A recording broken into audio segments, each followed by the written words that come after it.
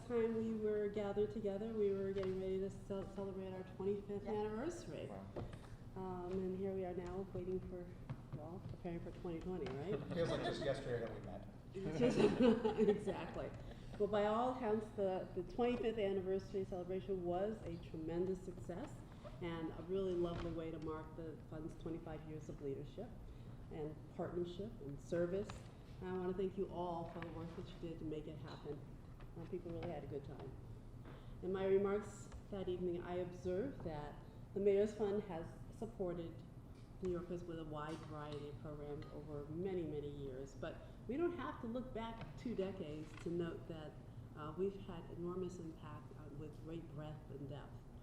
Just last week, I helped kick off one of our newest soccer pitches at Flushing Meadows Corona Park with the NYCFC.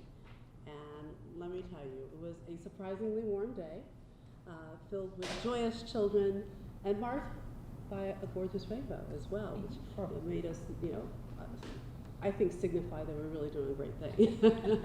That was before the rain.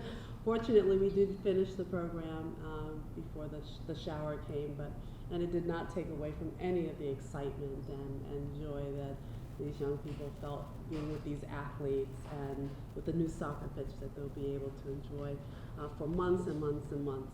At the end of the month, we will have opened 30 of these pitches around the city, and they really are a perfect place for young people to gather, not just for the sports, but to build sportsmanship, learn important skills like teamwork, sharing, and empathy.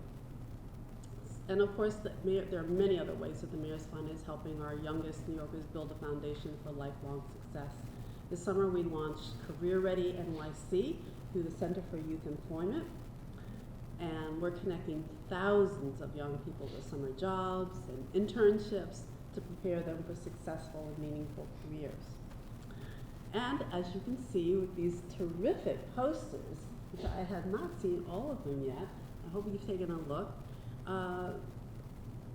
Empowered NYC is working to help New Yorkers with disabilities build strong, stable, and independent financial futures. These posters are part of the city's first ever public awareness campaign for people with disabilities, which was launched just last week. And we'll hear more about this program later from Leah Festano. In addition to this ongoing work, which is seeding long-term change in the city, the Mayor's Fund continues to be nimble in support of people in crisis. Last month, we joined with the Public Advocate to create a relief fund for the people of the Bahamas who are still suffering in the wake of Hurricane Dorian. And once again, New Yorkers have responded with tremendous generosity. We won't have numbers quite yet. We're waiting for the donations to come in through payroll. But we should know soon. But we know already that New Yorkers are doing it again. Giving what they can to help those who are suffering. And of course, none of this work would be possible without the support and convening power of the Mayor's Fund. Thank you all for your leadership, your hard work. I can't thank you enough. It's just, who gets thanked enough? No one, right? But really, you're touching so many lives around the city. And we're continuing to build on an extraordinary 25-year legacy. So with that, I'll turn the meeting over to our Executive Director, Toya Williford, to continue with the agenda.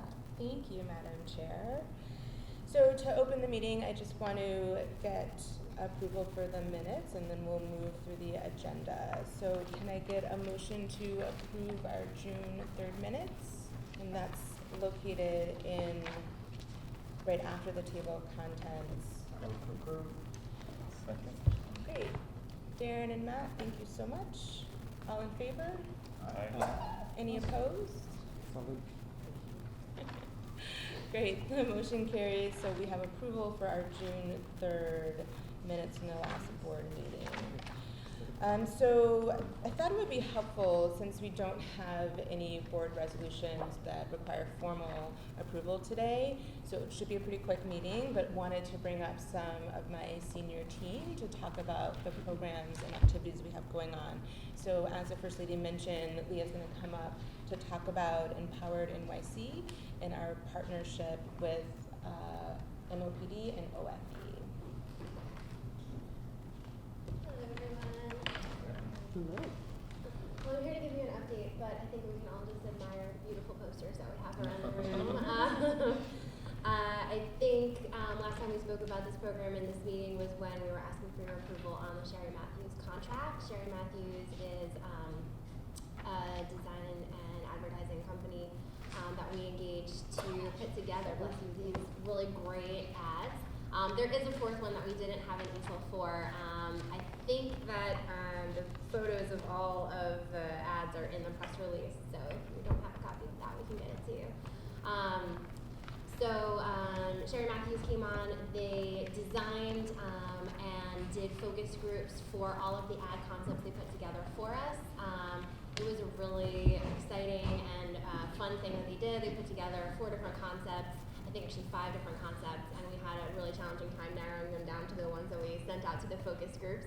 And what you're seeing here is essentially a mashup of all of the best components of the design concepts that they put together for us. These have launched as of October 7th. They are on bus shelters and Link NYC kiosks all over the 5 boroughs. I don't think there are any bus shelters in Manhattan, but there are some Link NYC kiosks right around this neighborhood, so you should all keep your eye out for them. We also did a targeted online media buy and have some ads running in a couple of newspapers. The neighborhoods that we targeted for this all came out of the National Disability Institute research that's helping to focus some of our work in the city so that we know which neighborhoods we should be in the most aggressively to find our target population. So I think I'll stop there in case anyone has any questions. If I recall from a meeting with City, this work is spreading out to other cities as well. City Yes. CSTI. So Empowered NYC is the first city initiative under the Empowered Cities National Initiative. Okay.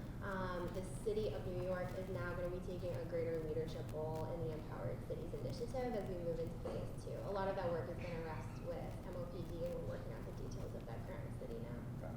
But City CSTI is going into other, they're funding in other cities that So- learning that happened here. Yes, absolutely. So the initial grant was set up, there was $1 million committed to the nationwide initiative and $1 million committed to NYC. City is now putting another $500,000 into New York so that we can help to launch the next phase of work for Empowered Cities. And in addition to the public campaign, can you talk a little bit about what happens when the people make appointments? Sure. So we engage NILAG as the service provider for Empowered NYC. They're providing financial counseling in 7 public sites and 12 closed referral sites across the city. Again, focusing on neighborhoods that we're particularly targeting. The counselors have each received an additional 100 hours of specialized training to work with people with disabilities. When you make an appointment, so the idea behind this program really is to provide financial counseling services for people with disabilities, regardless of where they are in terms of having employment, seeking employment, not being in a position to be able to seek employment, so that they can make the most of their finances.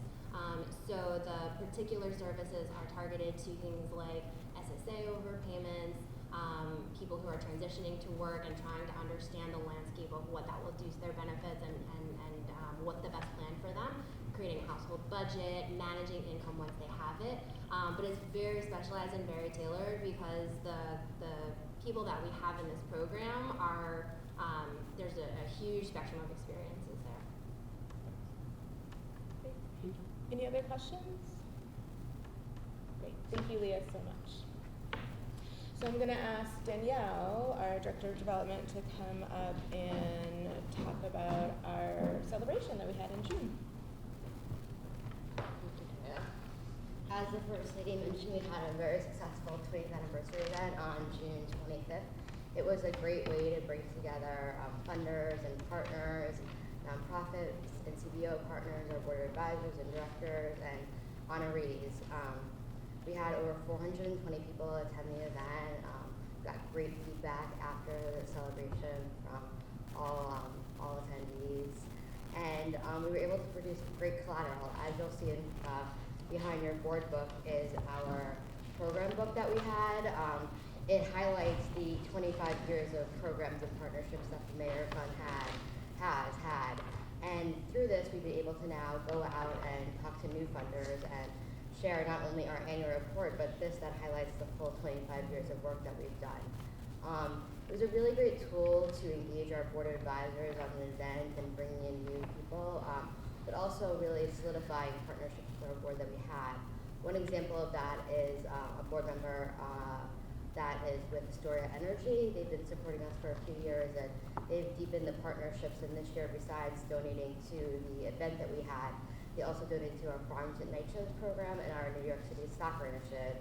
And actually, just last week, they attended the ribbon cutting ceremony, so they're actually able to see the support that they do, actually see up front the kids and the soccer pitch and what they've done. They were really excited to be there for that. So it's a really great event, and thank you all for participating and taking what we've learned from this event. We're really looking forward to coming up with some new creative ideas for ways to engage with board and other funders in the next 2 years. Great. Thank you, Danielle. Thank you. Any questions for Danielle? Great. I just want to highlight the team effort that went into pulling this together. Danielle and her team, as well as everyone in the office, really went the extra mile to make sure that we had a great celebration and that, as Danielle mentioned, we had collateral that talks about the 25 years of powerful public-private partnerships. So with that, I would like to just move quickly into my executive director's report. This time last year, I had talked about our FY19 goals, and at our last meeting in June, gave a summary of those goals and what we had achieved. And so as we move into FY20, wanted to again bring to light for the Board of Advisors the goals that we've set forward, and working with Darren and OSP, making sure we can achieve those goals. So as always, we're looking to identify and launch new programs. I'll talk a little bit about one new program that we're going to do this year. Leah and the Programs and Policy team have been working really closely with Darren around the Vision Expansion Program. This is an initiative and a partnership with Warby Parker that the mayor announced in the State of the City. And so in partnership with OSP, with Department of Education and the Department of Health and Human Hygiene and Helen Keller, that was the contract that you guys had to approve a couple weeks ago, we'll be moving forward with that program. So at the next board meeting, we'll be able to give a real update around that. We're just now getting started, but that's an example of a new project that we'll be launching. As always, we're always going to work with the First Lady to continue to raise programmatic dollars as well as operating dollars. Danielle and team continue to identify folks that we can reach out to bring them into the fold. We're also going to continue to cultivate and steward our Board of Advisors. We've now created a stewardship plan, so we have 50 plus Board of Advisor members. Last year I met one-on-one with 75% of them. I'll continue to do that. So those one-on-one, whether they're in-face meetings or phone calls, it's really important that we now steward those relationships so they continue to support our work. Another new program that's on the horizon is working with Deputy Mayor Thompson and his team around economic democracy. And so that's a new initiative, and we've been really turning the dial with that, making sure we can move forward and bring some new dollars and new programs in. Now that we have our communications manager, Ashley Fryer, on board, I'm beyond thrilled that we're able to have some original content. So Ashley has been able to produce a bi-monthly newsletter. If you guys haven't seen it, I'll make sure you get on that distribution list so you can see that. We will also continue with our annual report that will come out in January. And then lastly, as I did last year, I'll continue to work with folks at City Hall to make sure we have a positive workplace culture. We want to make sure we are able to retain our staff. We're providing them with professional development, technical assistance that they need. So to that end, we're going to sponsor 2 trainings within the office. One will be a disability adequate and awareness training that we'll do in partnership with MOPD, and another will be the anti-bias training that the City of New York offers to its employees. Will also partake in that training as well. So those are just a quick highlight of some of the FY20 goals that I've set out, and I'll continue to update you in our next meetings in February and in June, how we're tracking towards those goals. I did want to bring to your attention, I know that everyone has already voted on the resolutions. They are here in the book. We did receive unanimous support for both the resolution for RSM, which is our auditing firm, as well as Helen Keller International, who's partnering with us on the Vision Expansion Program. If you flip the page before that, if you look at where we have the program revenue for FY19 and the top funders for FY19, we always like to bring this information to the board so that you're aware. Chris Kelsa, our Director of Finance and Operations, is tying up the ends on our audit. As I reported in January, we were on track to raise $20 million, and our FY19 audit will then reflect that $29 million that have been raised. You can see who some of our top funders are. The dollars raised are cash and in-kind, so that in-kind donation from Swell at $9.5 million is part of the $29 million that we raised for fiscal year 19, and again, I mentioned that in our June meeting. Turning to the next page, the top funders for FY19, again, Swell continues to be the top funder because of that in-kind donation. We have the Corporation for National and Community Service, CNCS, that's our work with AmeriCorps, as well as Connections to Care. And then Robin Hood, Cities for Financial Empowerment, and City Community Development, which is supporting Empowered NYC. So I had mentioned our drive to identify and launch new programs, and wanted to talk about two new programs. One is a partnership with H&H. This is the Arts and Medicine program that we had mentioned earlier. The First Lady joined Dr. Katz at a press release in February. I'm really excited to announce that we're going to be hosting a private tour of some of their select pieces of art. Later this month, Dr. Katz and a small group of individuals will come along with us on that tour. We actually have a curator from the Whitney, Margaret Cross, who's going to be helping us actually curate and bring together those pieces. So that's really exciting. So again, trying to be creative and innovative in how we're raising dollars to support these new programs. Another program that we launched actually just this past Saturday is with Adidas. We're launching a basketball league for middle school girls. Adidas, Up to Us Sports, and the Department of Education, we all came together to identify ways where we can continue to engage women, young girls in sports. We know that between middle school and high school, girls tend to fall off of sports and they don't continue on in the same rates that boys do, and so this is an opportunity through funding both in cash and in kind from Adidas to encourage those girls to stay involved with sports. So we had a launch event on Saturday at the Manny Cantor Center in the Lower East Side. We had WNBA players come in and go through drills. We had about 50 or 60 girls who came in and they got completely outfitted with gear from Adidas, head to toe.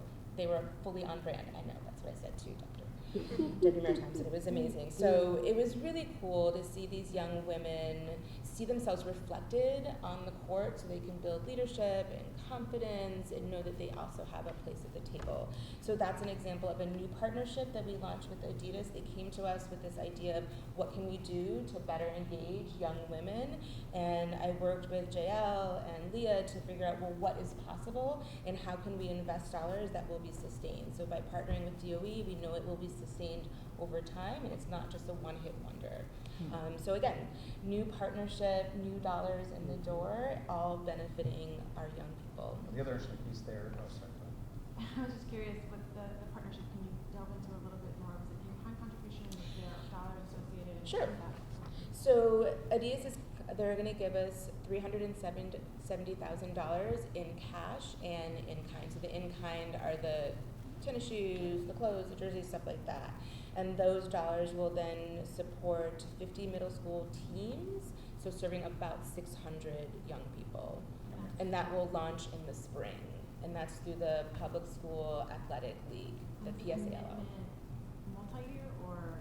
It's for this year, and we'll continue to look for renewal. Adidas has already expressed their desire for renewal, but again, they said we can't do this forever, so how can we in the beginning ensure that it's on a pathway to sustainability? And that's why we wanted to partner with DOE and get them engaged from the And all I was day gonna say was one. on the DOE part and the cash part, it's training coaches, so that even if that commitment goes away for 1 year, the value of training these coaches, getting them ready to coach teams is going to persist and carry on. And the point I was gonna raise simply was that I can't stress how often this happens, that a partner, a funder, a friend comes in and says, you know, we have this amount of money that we want to do something like this with, and it's really, you know, and I think Toya and the team minimize the work they do to go in deep to an agency and say, what do you need?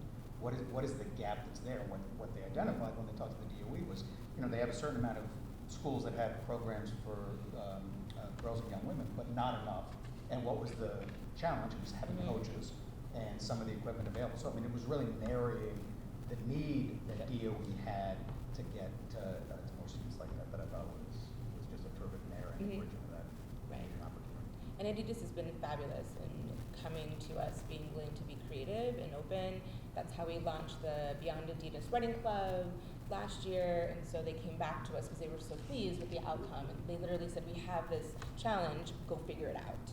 And so we were able to figure it out and bring in the necessary city resources and bring it to fruition. So it was really cool. Any questions on either the upcoming art tour, and we definitely will send invites out to you guys so that you can come later this month, or on the Adidas Middle School Basketball League that we just launched on Saturday. Great, so any new business board members want to bring to the table? I would just say a word explaining what the economic democracy thing is, if anyone is curious. It's multifaceted, but I'll give you an example. There are 40,000 firms and 400,000 manufacturing jobs left in New York City. Many of the owners, in fact, most of them are baby boomers who are aging out, and over 60% of them have no succession plan. So rather than just, and those jobs are pay $70,000 a year plus with a high school diploma, and 82% of the workers are of color. So rather than just seeing those jobs disappear, we're working to train, empower the workers to actually buy those firms and turn those into employee-owned firms, one. And then two, work with the firms on upgrading to advanced manufacturing, more digital manufacturing, or automated manufacturing, which is where things are going in manufacturing. And having worker ownership in the automated space is very different than having investor-owned companies where the incentive is to lay off workers to save money. In this case, it's the workers who decide, okay, if we're introducing technology, then what do we do with the benefits of that? And it could be to spin off new things, to develop, could be to have a paid vacation.